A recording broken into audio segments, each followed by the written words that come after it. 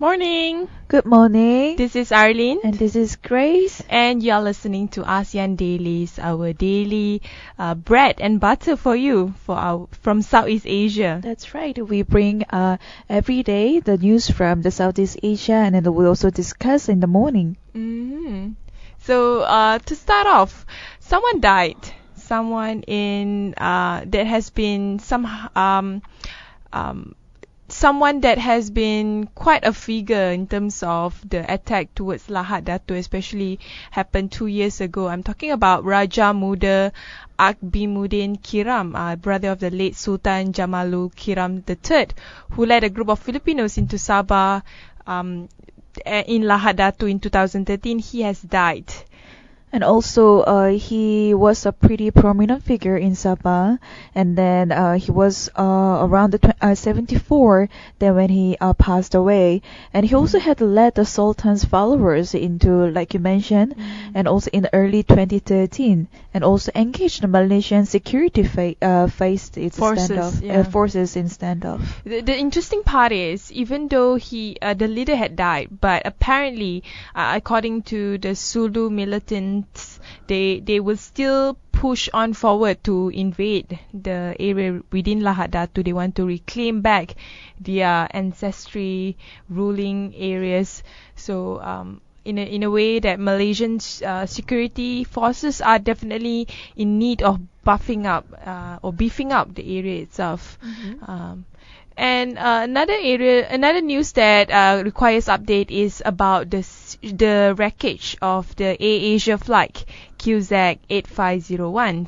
So apparently, ships finds crashed AirAsia jet fuselage at bottom of Java Sea. They even have a video of the wreckage itself. You can see it actually in our Facebook. We reposted. And also, just to update, it was a pretty heartbreaking news to all those victims and families of victims, mainly because they found the black box, and then the researchers still needed to hear the voice what actually happened to AirAsia, and it was sort of not only heartbreaking but also really sad to hear the last moment before the airplane hit the sea. And then now they found the more wreckage, and the bodies they have been retrieved from the sea. There are many speculation in terms of how the plane ended up in the rock bed of the sea, but one of the theory is it just bomb. It sort of exploded in the midway of the flight. That's one of the theory, but we have to wait and hear the black box what actually took place right before the plane crashed into the sea. And also, the divers and researchers, like we mentioned before, they will keep on checking the wreckages for bodies, and also try to investigate more, and also examine more on the black box flight recorders. I mean, this is something that is serious and something that I think is more than just about the wreckage itself. Is how can the aviation industry itself reinvent the way it address issue related to security and safety, because how can a plane just burst out in the middle of nowhere and no one knew about it until they found the wreckage. And also, that being said, with all this sort of unfound answers to this incident, a lot of investigators, they had to hear, like I mentioned, the last 2 hours of conversation still to find out what exactly happened to the plane, and then what made the plane actually sort of blasted in the midway before it hit the sea. And besides updates about AirAsia flight, we have another update relating to the CPF fund issue. As well know, last year it was such a huge deal when a blogger, his name was Roy Ng, had somehow made certain claims about how the Singaporean government handled the CPF fund. And now the blogger Roy Ng, he has been found to have defamed Prime Minister Lee Hsien Loong and has been ordered by the High Court to pay Lee Hsien Loong 29,000 Sing dollar, or in Malaysian ringgit would be 78 ringgit in costs. And also, he was mainly mentioning how Singapore government wasn't really transparent when it came to the all those issues, and then he was actually merely raising the issues about the government to the public, and then he was actually ordered to pay around 78,000 ringgit. Well, I mean, the reality is Singapore has virtually zero freedom of expression. So the internet, or in this case, blogging, is the only way Singaporean can express their dissatisfaction, unhappiness about certain things. And when it comes to CPF, or any other government body or government agency in Singapore, is very much a top-down thing. The public are not necessarily being informed well, or being transparent about how the government handle the taxpayers' money, and how the government really reinvest the money into other sectors. So that's why a lot of Singaporeans, especially with the high cost of living, are getting more and more suspicious of the Singaporean government. But it's very interesting to see the status of Singapore until now, because Singapore is considered one of the developed countries around the world.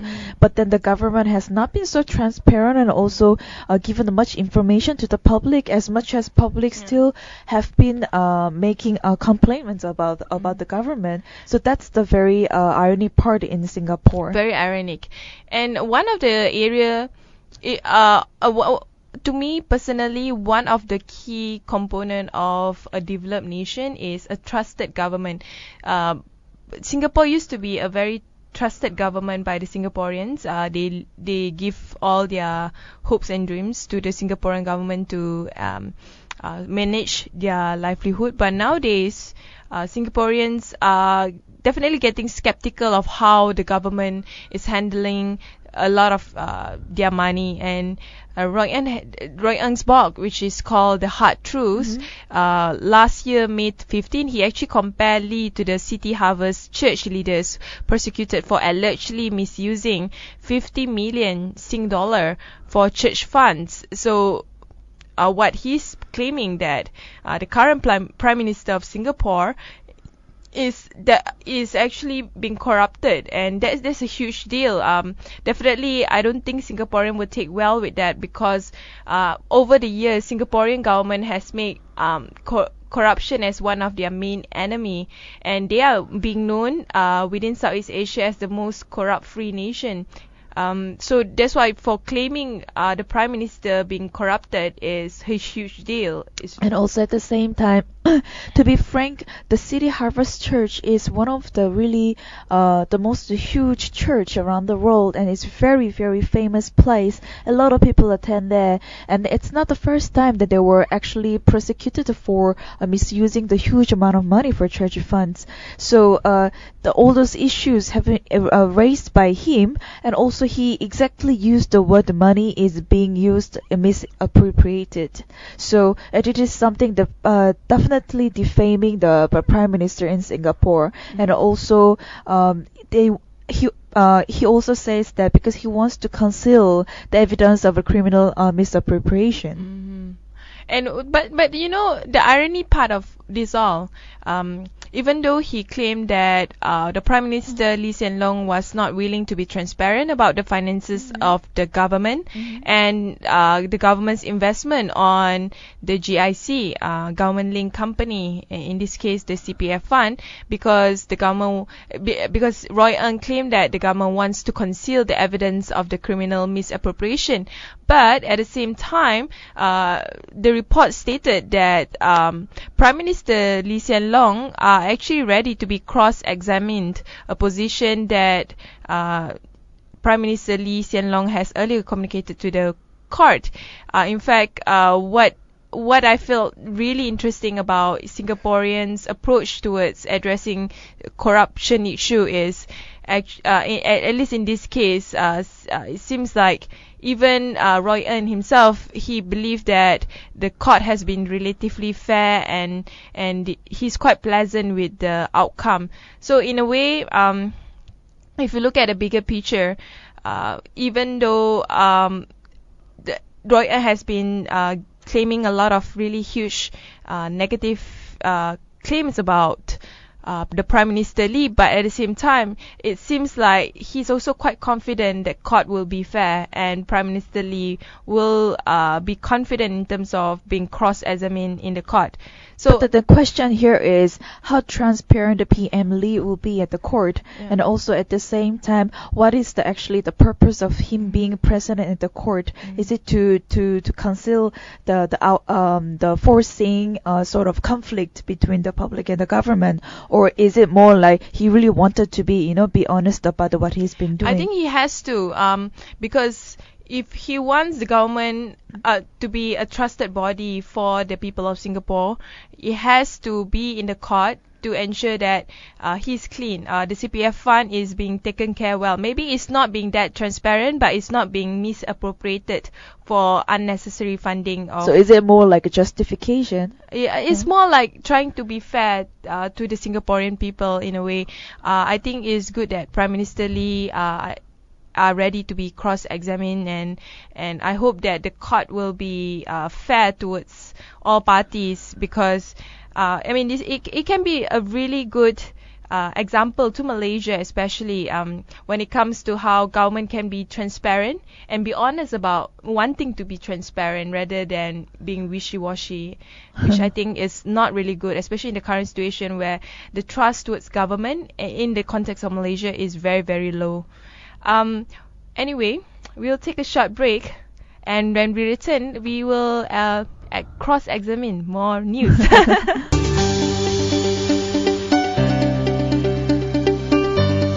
ASEAN Dailies. First and foremost news from Southeast Asia.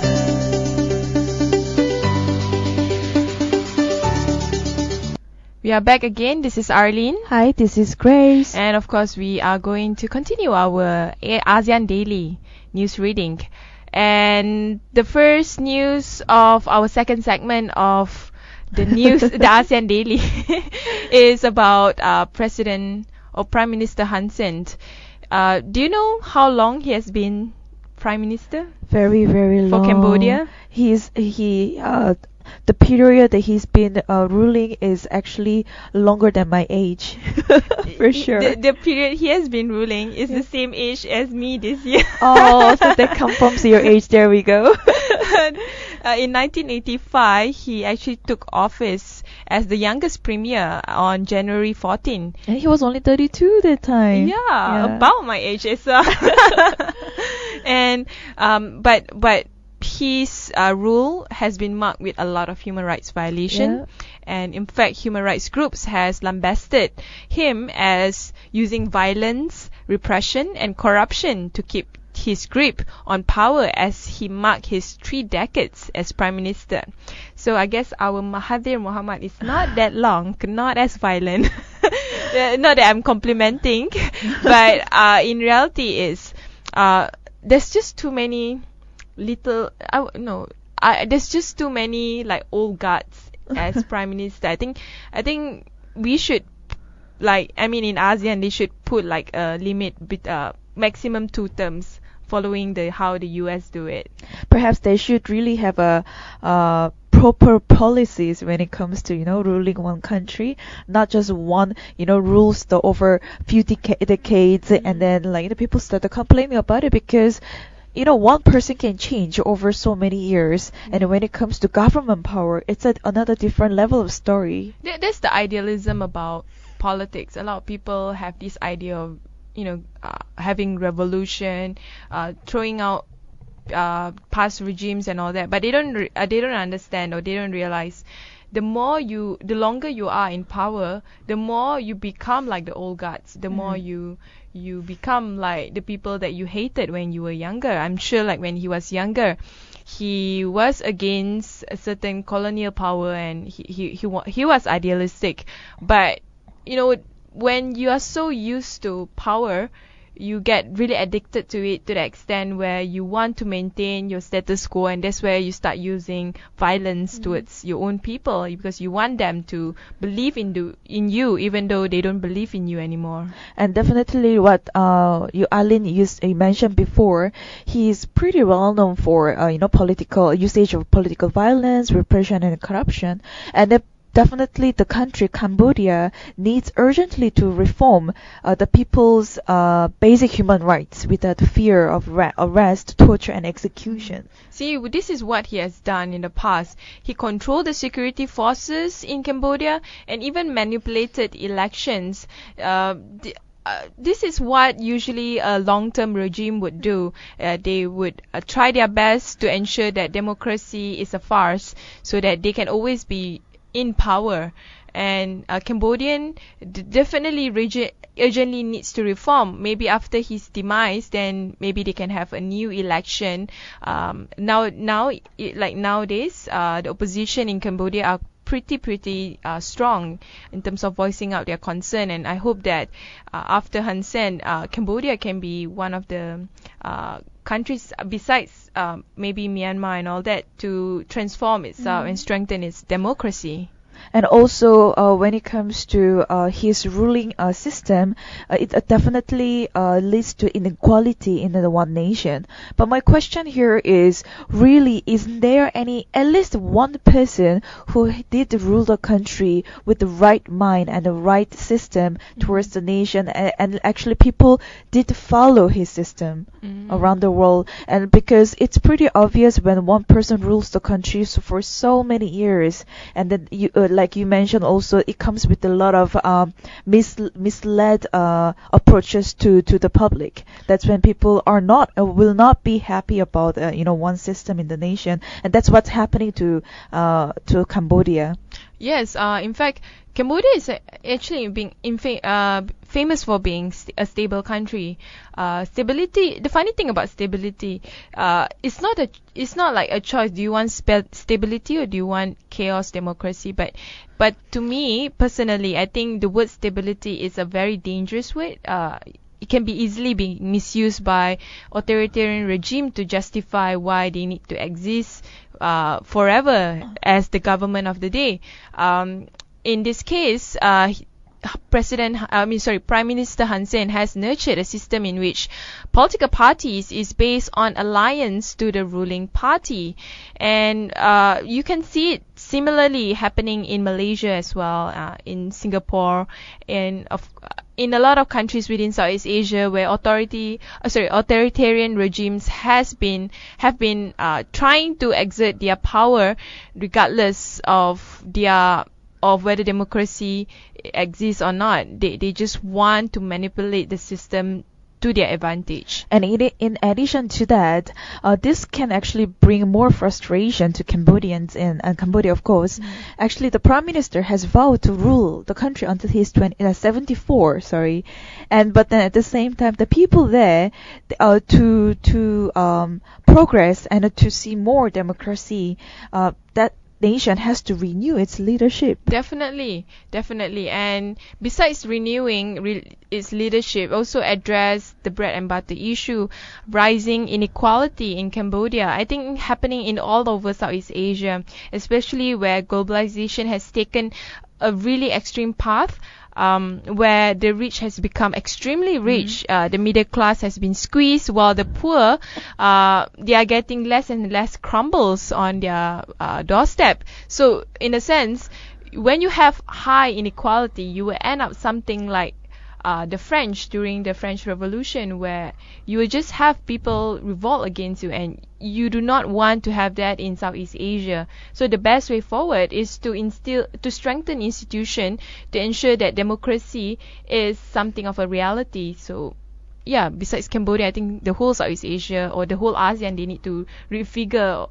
Maybe there's another way of understanding ASEAN's democratic system. Yeah, ASEAN's role in ensuring there's better democracy. Another country that is facing tension is Japan. So Japan approved biggest ever defense budget amid Asia tensions. And also, Japan is planning to strengthen its surveillance for territorial waters in the face of a continuing spread with China, because the tension between China and Japan has been there for some time, and then the Japan only recently they really want to strengthen its forces around the area. It's funny because since World War II, Japan has been quite I would say, what's the right word? Stingy, when it comes to security budget. I mean, maybe that's the wrong word to use, but they haven't been focusing more on security. They focus more actually on welfare and economic, which is great. In fact, the development in Japan has made it as one of the top three. The top nation in the world in terms of economic GDP. But unfortunately, it seems like Japan is taking the path of increasing its military budget. And it's one of the biggest budget that Japan has ever put on. And at the same time, the tension, like we mentioned, between China and Japan, it's been there. And especially Tokyo is at over the ownership of island in the East China Sea. Anyway, the military budget that Tokyo will spend is 4.98 trillion yen, which translate into 41.97 billion US dollar. In billions. So there's a lot of money. That's a lot of money. And also the ministry is looking to get the fleet of Global Hawk drones over the 5-year period, and also part of the purchase will come out of this budget for sure. And all of this is because of East China Sea.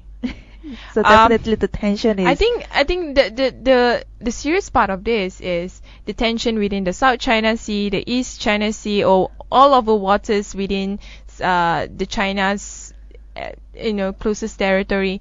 I think is creating a trend where countries has become more prone towards protecting themselves through means of war. And even though I'm sure they are not going to have war between each other, it's totally ridiculous. But to increase military budget is not a good trend. Military budget should be at a very minimum sort of budget. Definitely governments should spend on military, but it shouldn't overspend on military. So but also the Japan is planning to spend that huge amount of budget, mainly also because of the China Sea. But not only because of that, it's also because the military jets are seen increasing their activities around Japan.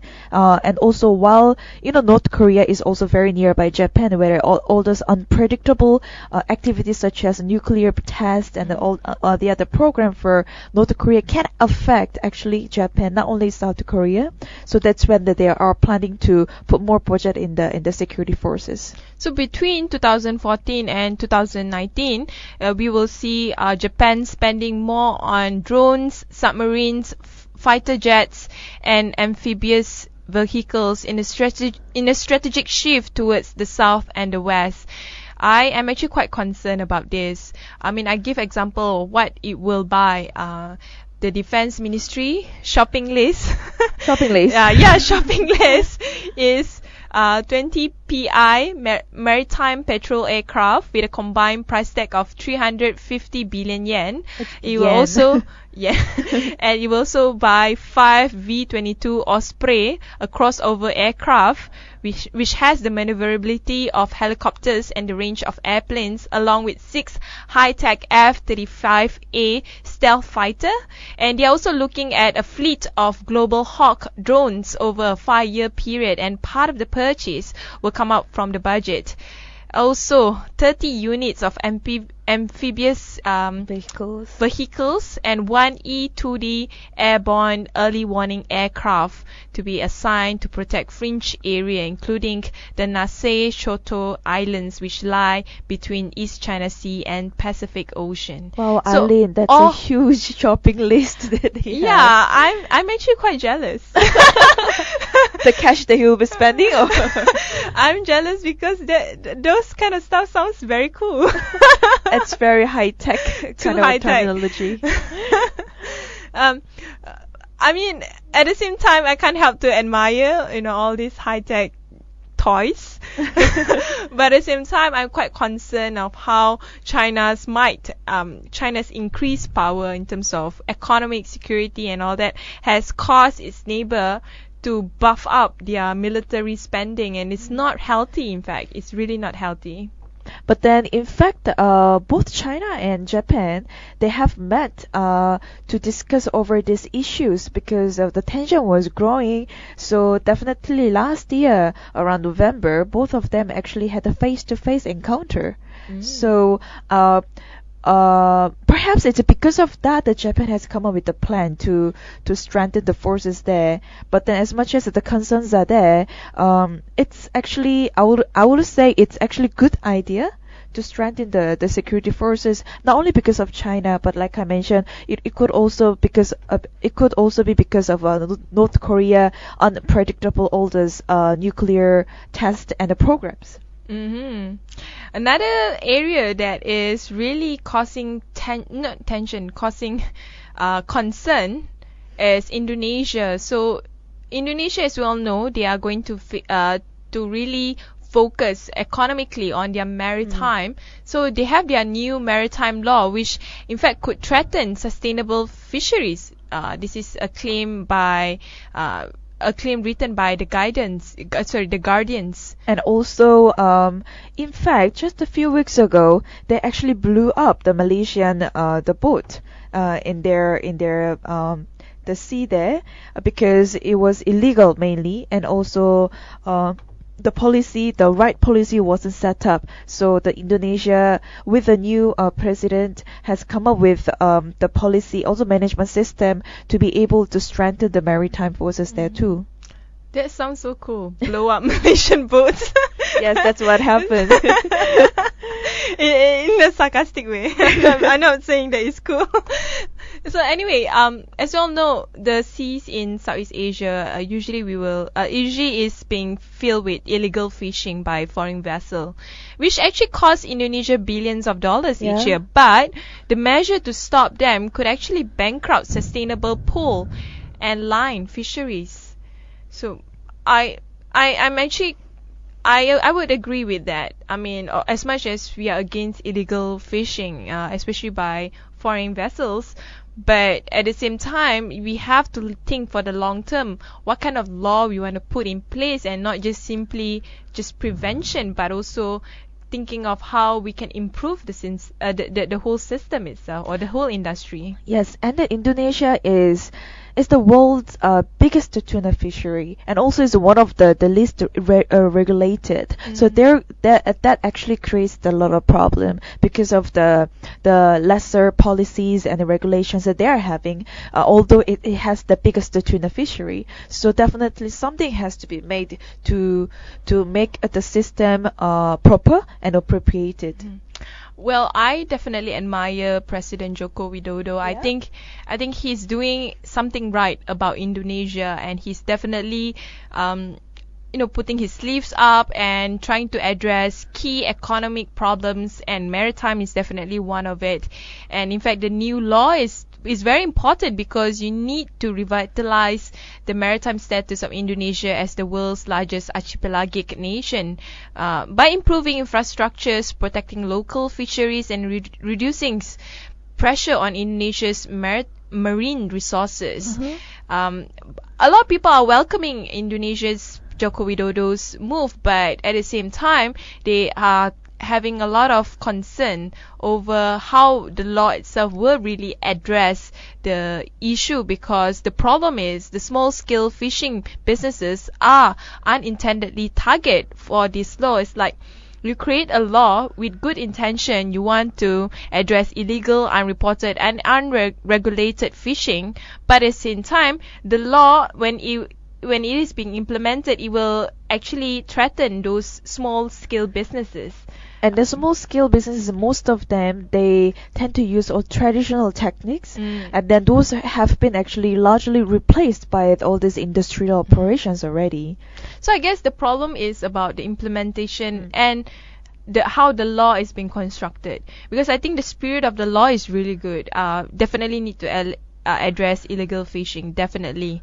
And also it will affect the economic system and also ecosystem in the Indonesia for sure. And many of these are good sustainable operations when it comes to the small scale businesses of fishing, and they don't have the resources to weather a long delay in fishing. They are small scale pole and line tuna business in East Flores that purchase their vessel from Japanese and Korean manufacturers. Because the boats are built overseas, the vessels whose annual fishing license is up for renewal will be unable for fishing for the next 6 months. So this is technical problem. Like, unfortunately, you need like Indonesian vessel to do it to fish in Indonesia, and it's a problem. And also to add more information to that, the Maldives is also only tuna fishery in the Indian Ocean to have achieved the Marine Stewardship Council, which is also called MSC certification. But Indonesia is working hard to reach the required benchmark through the improvement program supported by World Wildlife Fund, which is WWF, and also International Pole and Line Foundation, which is called IPNLF. So that means that there is a making improvement across all this chain, and from a fetish to canning operations. So talking about that, follow up to what you have said about the Maldives. Actually, in reality, Indonesia is the world's biggest tuna fishery, which is kind of cool because I wouldn't have known about it. But like we mentioned, there is a less regulations going on. There's no quota system for tuna species, unfortunately. Nor there are any for turtles, sharks, or dolphins that are caught by catch. So mostly by trawlers and longliners. And recent research suggested that 20% of typical commercial longliners catch is discarded. So let's say you unfortunately have dolphins in your net, but your main focus is to actually catch tuna. You were not concerned about the life of the dolphin. If it die in your net, you just throw it away. And the fact that 20% are discarded, that means there's a lot of wastage. Yep. I feel that definitely a need to revamp or refocus the fishing industry. Wastage is a no-no, at least to me. For sure. Anyway, we'll take another short break. When we return, another more news for our ASEAN Daily.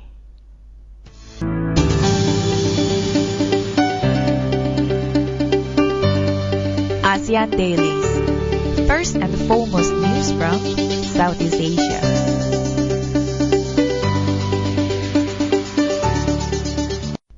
Hey, this is Arlene. Hi, welcome back. This is Grace. So we are continuing our discussion.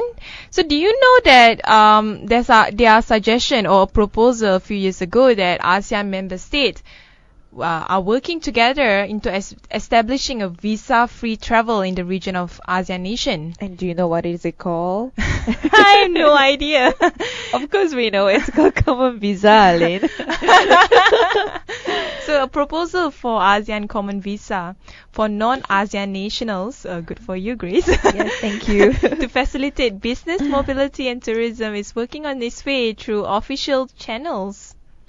And also Malaysia, talking about Malaysia, there is a new lane at the airport for ASEAN travelers, and then it's actually good for, like you mentioned, non-ASEAN travelers like me, to actually open more platforms, by having common visa.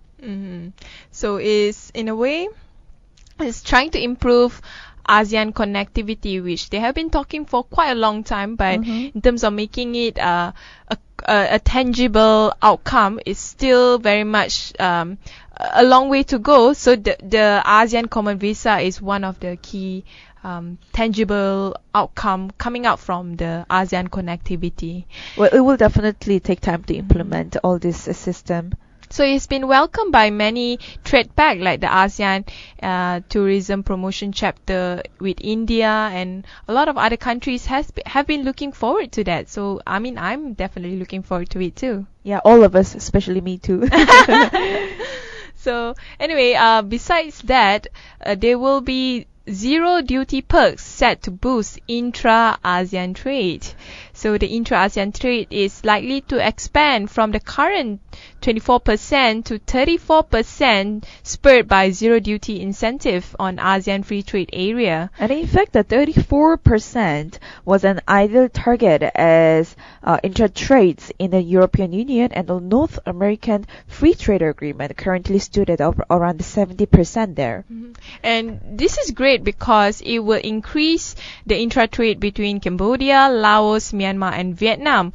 As we all know, all these four countries, they are economically behind compared to the rest of Southeast Asia. Yes. They have a long way to develop themselves, so they need all these like perks or regulations for them to spur the business trade and in their own country and between the countries in Southeast Asia. And also looking at the further deepening of FTA integrations in areas like harmonization of rules, regulation and standards will definitely bring more impact towards the ASEAN countries. So he said that logistics was one of the 11 priorities integration sectors under the ASEAN Agreement on Transport Service. On the other hand, it was among the 24 agreements and protocols to be rectified to ensure that they come into force by year-end 2015. So I guess this is also one of the areas to boost ASEAN connectivity by having a more standardized or harmonized integration of transport services. Looking forward to that too. So a lot of things are happening at the same time this year to boost all the different economic, I would say, pointers that ASEAN has pledges. But at the same time, I guess the long-term deal is to address how ASEAN community would benefit community, not just businesses. Definitely it will, but I guess to put it in a more tangible result focus. But after all, what we want to see is the result and how all those plans are executed properly. In fact, another news to ensure that ASEAN countries can be economically modernized. One of the tangible results that I think community can expect is to focus on rural development. This is something that even in Malaysia we actually lack the focus since 1970s. In the 1970s, Malaysia has focused a lot on rural development, but nowadays development has too much focus on urbanization, and the same thing is being advised to Myanmar. So building on rural sector is key to Myanmar's economic modernization. This is said by the OECD. And also, improving one nation's the rural business is a very good sort of a step forward to make the whole nation improve better, because Myanmar's agriculture sector will be improved by building up the food processing activities, and also related services could help transform the country's economy into more modern one nation that is able to produce higher value goods for export. There's a lot of hard work that needs to be done in this. Resolving ambiguity over land rights, improving infrastructure, reforming the financial system, and also the stuff that you say in terms of just in overall improving the rural access to a lot of different areas like education, health, and also business, finances and businesses. This is a lot of area to focus on, and this is where you need to do as a nation, not just in Myanmar. I think the rest of Southeast Asia as well. If you want to make sure that ASEAN connectivity or ASEAN community becomes a reality, is to improve the rural sector. And then also by looking at that, they need to analyze a bit more what can actually benefit all those rural living people there, especially when they are focused more on the agriculture. That will definitely affect the peoples at work, and also access to finance in rural areas, their farmer skills, and also all this technology implementation as well. So I'm actually welcome the suggestion of the OECD, or the Organization for Economic Cooperation and Development. Hopefully Myanmar would listen, the rest of ASEAN would listen as well. A lot of the problems comes because there are a lot of unequal development happening within the urban and rural sector. Yeah, and also we hope that Myanmar actually can meet that the funding helps to be able to carry out this plan to focus more on the rural areas as well. So anyway, that's all for our news today. Thanks for listening to us. You can always catch us at durianasean.com or listen to us via TuneIn app on your mobile by searching for Durian ASEAN. And we also have our Durian ASEAN social media channels such as Facebook, YouTube, Instagram, and Twitter. So we will continue again with another segment later on the durian heat.